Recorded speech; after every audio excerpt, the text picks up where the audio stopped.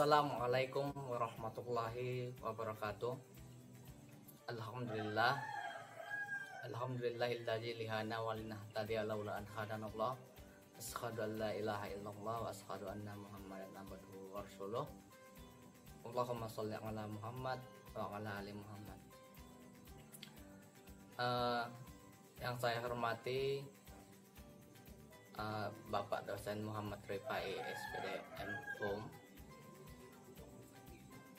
Di sini saya akan menjelaskan tentang materi manajemen organisasi, yaitu rentang kendali atau rentang koordinasi.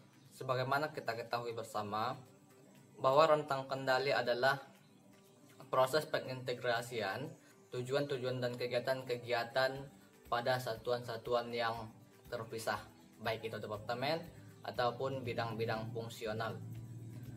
Suatu organisasi untuk mencapai tujuan organisasi yang efisien, tanpa koordinasi individu-individu dan departemen-departemen akan kehilangan pegangan atau peran mereka dalam organisasi.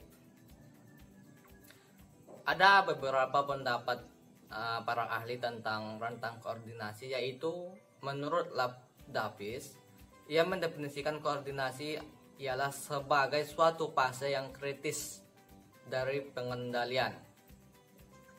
Yang kedua, menurut Lewis Allen, ia mengatakan koordinasi adalah sebagai fungsi manajemen seperti halnya fungsi yang lain, seperti perencanaan, pengorganisasian, motivasi, dan pengawasan. Selanjutnya, kebutuhan akan organisasi. Tentunya dalam sebuah kelembagaan kita sangat butuh organisasi dan butuh koordinasi untuk memanage para bawahannya atau anggotanya. Menurut James D. Thompson, ada 3 macam saling ketergantungan di antara satu satuan koordinasi, yaitu yang pertama saling ketergantungan yang menyatu, yang kedua saling ketergantungan yang berurutan, yang ketiga saling ketergantungan timbal balik. Selanjutnya mekanisme pengorganisasian dasar. Yang pertama adalah hierarki atau rantai perintah, aliran informasi dan kerja, wewenang formal, hubungan tanggung jawab dan akuntabilitas yang jelas dapat menumbuhkan integrasi bila dirumuskan secara jelas serta dilaksanakan dengan pengarahan yang tepat. Yang kedua, aturan dan prosedur. Aturan-aturan dan prosedur adalah keputusan-keputusan manajerial, keputusan yang dibuat oleh manajer, sehingga dapat juga menjadi peralatan yang efisien untuk koordinasi dan pengawasan yang rutin. Yang selanjutnya ialah rencana dan penetapan tujuan. Pengembangan rencana ini atau tujuan ini dapat digunakan untuk pengkoordinasian melalui pengarahan seluruh satuan organisasi terhadap sasaran yang sama. Selanjutnya, rentang manajemen. Rentang manajemen sebagaimana kita ketahui secara luas, ia dapat kita artikan adalah kemampuan manajer untuk melakukan koordinasi secara efektif. Kemampuan manajer untuk mengatur bawahannya dengan baik, yang sebagian besar tergantung jumlah bawahan yang melapor kepadanya. Prinsip rentang manajemen berkaitan dengan jumlah bawahan yang dapat dikendalikan secara efektif oleh seorang manajer atau atasan, yang mana ini sangat berguna untuk mengontrol supaya perusahaan itu berjalan dengan baik atau organisasi itu berjalan dengan baik tanpa ada gangguan sedikit pun. Selanjutnya adalah faktor-faktor yang mempengaruhi rentangan manajemen. Beberapa tahun lalu, suatu kelompok dari Lockheed berusaha untuk mengembangkan suatu pendekatan yang memperhitungkan segala kemungkinan atau continuity approach untuk mendapatkan ukuran rentangan yang tepat bagi jabatan manajer tertentu. Pada dasarnya faktor-faktor pengaruh yang dipertimbangkan adalah kesamaan fungsi-fungsi. Maksudnya kesamaan fungsi-fungsi di sini ialah Semakin sejenis fungsi-fungsi yang dilaksanakan oleh kelompok kerja, rentangan semakin melebar. Yang kedua, kedekatan geografis. Di sini dijelaskan bahwa semakin dekat kelompok dengan kelompok kerja yang ditempatkan, secara fisik rentangan semakin melebar. Yang ketiga, rentangan tingkat pengawasan langsung yang dibutuhkan. Semakin sedikit pengawasan yang langsung dibutuhkan, rentangan semakin lebar.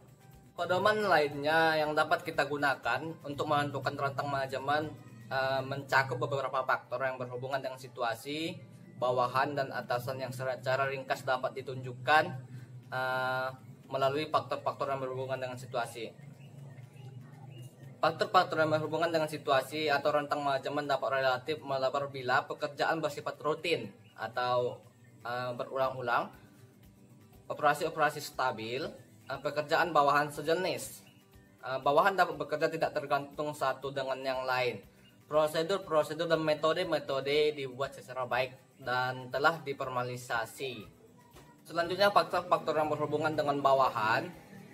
Rentang manajemen dapat relatif melebar bila bawahan adalah terlatih baik untuk pekerjaan tertentu.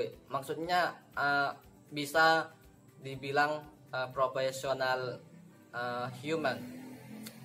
Selanjutnya, bawahan lebih senang bekerja tanpa pengawasan ketat. Tentu saja seorang karyawan itu, jika ia diawasi terus-menerus, ia merasa pekerjaannya ada yang salah dengan pekerjaannya sehingga merasa tidak enak. Selanjutnya, faktor-faktor yang berhubungan dengan atasan. Rentang manajemen dapat relatif melebar bila manajemen adalah terlatih baik dan berkemampuan tinggi.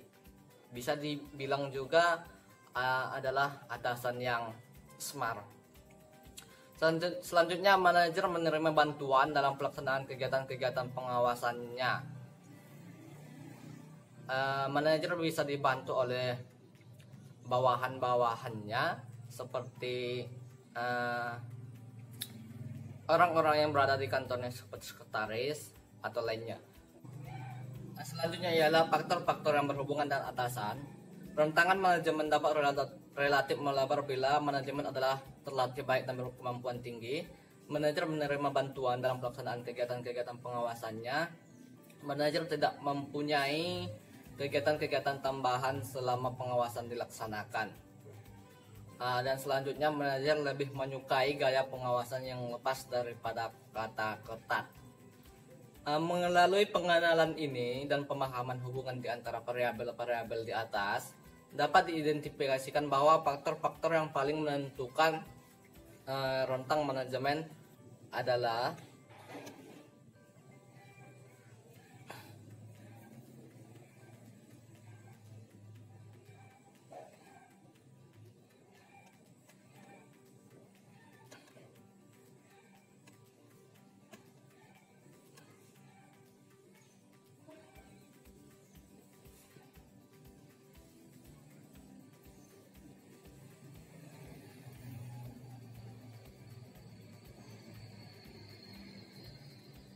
baik, kesimpulannya ialah secara umum koordinasi adalah proses pengintegrasian tujuan-tujuan dan kegiatan-kegiatan pada satuan-satuan yang terpisah.